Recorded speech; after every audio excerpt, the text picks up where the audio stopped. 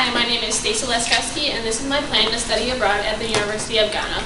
So when I tell people that I'm going to visit Africa, they always say something about, aren't you scared to get a disease, or aren't you scared of getting kidnapped or anything like that? And no, I probably won't catch Ebola, and no, I won't get kidnapped. So according to the U.S. Global Leadership Project, Ghana is the country with the most positive view of the U.S. with a 92% approval rating. Now the answer to why Ghana is actually pretty easy for me, first is because it's budget friendly. A local bus ticket will be only about 15 cents, and it's always nice to save money while you're studying abroad. My second reason is because it's very outdoor friendly. It has a bunch of activities with national parks, beaches, hiking, trails, all of that sorts of stuff. And in the summer I'm at the metro parks every single day. So in picking a destination, I wanted to stay outside just like Ghana. And then there are plenty of volunteer opportunities. Yes, Ghana is a great place to visit, but there is no doubt that this country needs help. Now, how will I get there? Well, first I'm going to start at the Cleveland Hopkins International Airport. I live about 15-20 minutes away from there, so I figured that would be easiest. And then I'm going to fly to O'Hare, which is in Chicago, Illinois. And then I have a 2-hour layover in Chicago. And then after that, I'm going to fly to London. And then I will have about a 5-hour layover in there. And then my final flight is to Accra. And then once I land there, I will get a taxi to go to the University of Ghana, which is about 12 minutes away from the airport. And this is just basic overview of my flight. With everything together, it's about a full day of flying, 24 hours. Now, what will I be doing? So these are the main attractions. First is the Kumasi Tour, Service Learning, Accra City Tour, and Cape Coast Slave Castle, and the Kakum National Park. So, Kumasi Tour, you can see the National Culture Center and the Palace Museum, and then we will also visit various studios with like drum carvers and potter makers. And then with service learning, I will get the opportunity to stay overnight in local villages or at refugee camps.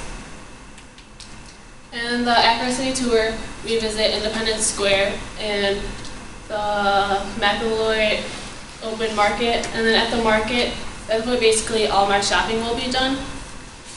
You can use your bartering skills to get the price you want. And then the Cape Coast Slave Castle is where they kept thousands of slaves in dungeons, and then they transfer them to boats to go to the Western Hemisphere. And then the Kakum National Park is famous for its canopy walk, as you can see right here. And then they also have birding trails and tree houses. And then as you can see, what I just talked about, here's Kumasi, Kakum National Park, Cape Coast, the university is like over here, and then now I'm going to be talking about Lake Volta, which is what I am most excited about of this whole trip, which has Mount Afaha, Wheelie Waterfalls, and the Tafi Monkey Sanctuary. And now Mount Afaha is the tallest mountain in Ghana, and it's about 2,900 feet tall. Now I get the chance to hike up that. And the waterfall, this waterfall is the highest in Ghana, and I would get a chance to swim in it, and it has the upper and lower fall. In the Tafi Monkey Sanctuary, they have over 3,000 endangered Mona monkeys, and you get the chance to play with them. They come right up to you, you can hold them, basically like in this picture. And then in this forest, they also have endangered birds, butterflies, and squirrels. So this is basically my budget. As you can see, residence hall, I will be living with someone else, so that's free. And then the optional things were the Kumasi Tour and the social service delivery systems in Ghana, which is one of my classes. And then airfare, passport, immunizations. And I'm giving myself $15 a day for meals and $15 a day for personal items. And then so it's about $5,500 for the total cost. So how will I make this money? Well, there's two places, McDonald's and my savings account. I've been working at McDonald's ever since I turned 16. And I'm going back over there for winter break and in the summer. So I added winter break and the summer break, and that's about 18 weeks. And I usually get 30 hours a week.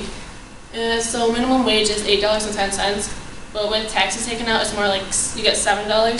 So that's about $3,780. And then so I have $1,720 left.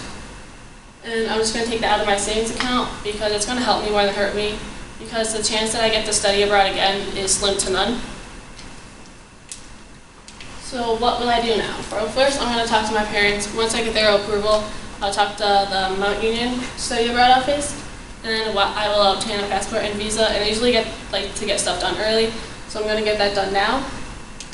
And then before my application, I need to turn in a 300 to 400 word personal statement, and then a transcript from Mount Union, and application fee of $100 for the summer session.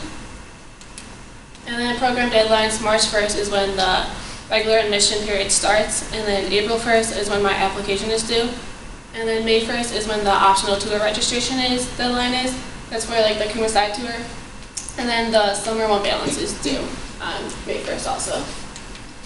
So what's in my check bag? Basically all the essentials that everyone else has when they study abroad. I'm going in the summer, so that's going to be more like tank tops and shorts, so I can just mix and match.